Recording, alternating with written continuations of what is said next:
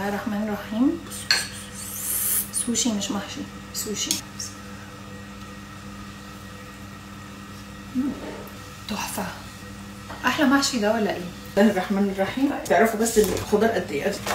ده حوالي قد ايه محشي وحط قد ايه طماطم؟ في حدود يجي كيلو طماطم، 4 ربع خضره اهو. خضره عباره عن ايه؟ خضروات وبقدونس وكزبره عشان يبقى هيلث. كله خضار اساسا، كله خضار. في الرومي احمر مطحون. دي دلوقتي بريئه.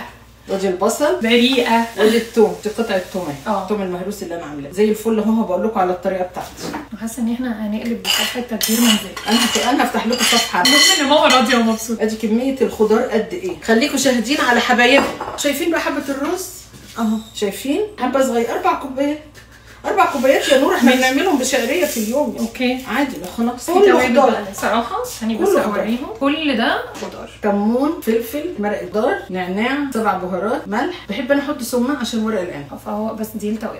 الكميات قد ايه ماما؟ لا معلقه بس النعناع بنزوده احنا شويه. بصل وتوم. معلقه كبيره اهو. السر ان انت عايزه تحطي زيت مع سمنه. الزيت هيفلفل الرز والسمنه هتدي الطعم. اعتبر كده ما حطيتش حاجه. هنحط بقى معلقتين صلصه. بالنسبه للشوربه بقى احنا حاطين شوربه. بكمل ده ميكس محاشي، كل انواع المحاشي مع بعض. بنكمل لحد ما يبقى قبل ما يطلع على الوش، صح كده؟ عشان ما يعجنش، ياخد غلوه وبعد كده بنغطي عليه.